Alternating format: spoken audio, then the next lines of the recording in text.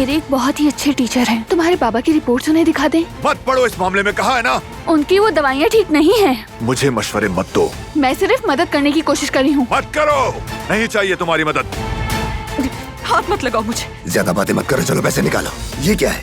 दोबारा मुझसे राब्ता मत करना। खुशफहमी होने लगी है कि आप बेहतर हो सकते हैं।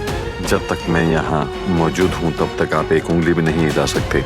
आप सिर्फ एक कोने में पड़े रहे आराम से और अपनी मौत का इंतजार करें। हसन, याद आ गया है ज़मरुद, मीने से मंगनी खत्म हो चुकी थी मेरी। ये भी याद है कि अंगूठी उतारकर उसके हाथ पे रख दी थी मैंने। कुछ साहब को ठीक करने के लिए जो करना पड़े करूँ।